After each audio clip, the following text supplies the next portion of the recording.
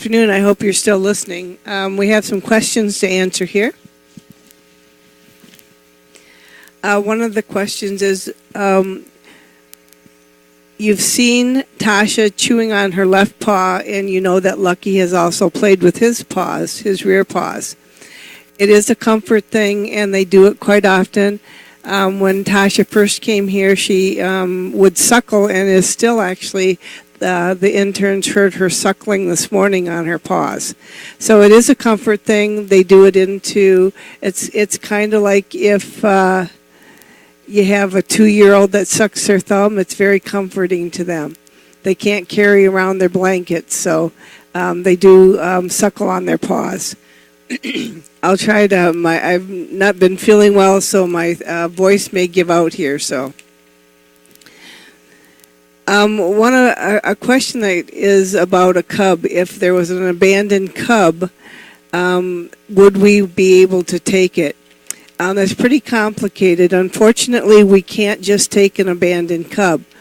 It's a DNR thing. We have lots of paperwork that we have to go through before we can receive an animal or take an animal.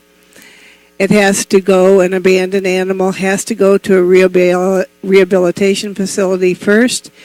They have to work with it to see if they can rehab it back into the wild. And then, if it cannot be, then it's deemed unreleasable and can be put up for adoption or go to a facility. That's the only way that we would be able to get a cub. Now, can that cub survive if it's abandoned? Or in most cases around here, it happens when mothers are shot during hunting season. The cubs are pretty big, so they kind of don't stay by mom during the foraging season, and the mom is shot. Yes, the cubs can survive, according to Dr. Rogers, and we have had a couple instances where we've had proof that that can happen. So if the cubs are abandoned in this area, they can survive during their hibernation period. It's usually after they come out of hibernation that they have a problem because there's no food sources, and some starve to death. So unfortunately, I have to say, no, we cannot just take a cub. There is a lot of work that goes into receiving one.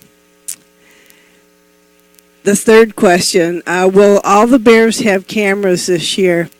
That's not something we can answer right now. It's something that will be determined as we find out where the bears are going to hibernate. Right now it looks like Holly may hibernate in the back of the enclosure in Tasha's dug den from 2017. Excuse me. We'll see what happens. We don't know just yet what's going to happen. The last question is, all these bears each have different things that they do that make them cute and significant to each of us. You wanted to know what is my favorite mannerisms of each of the bears. Well, for Ted, it's the way he gets his shower, how he likes his shower, and he raises his head up to make sure that you get all the cooled down parts that he needs. His neck, his chest, his tummy. He likes to be sprayed for at least 10 to 15 minutes, and that soaks his skin so he can be nice and cool.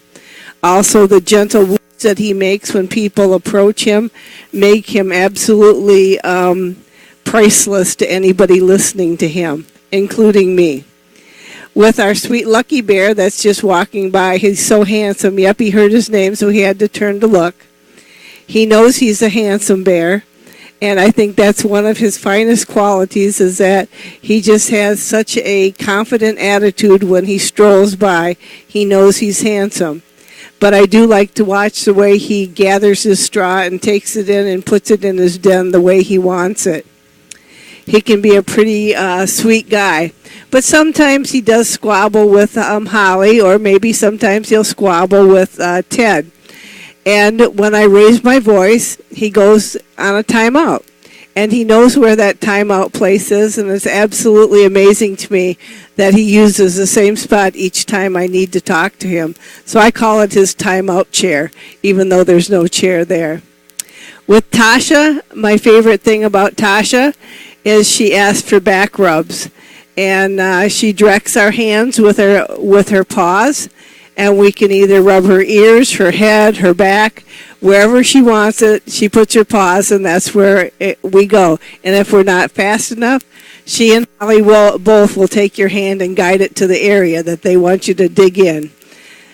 A lot of times bears do use trees to rub their backs, but sometimes it's just not better than getting a good back rub from your caretaker. So that's some of the favorite things. Tasha enjoys suckling her food. It's just a special sound that you really have to listen to, but that makes her pretty special too.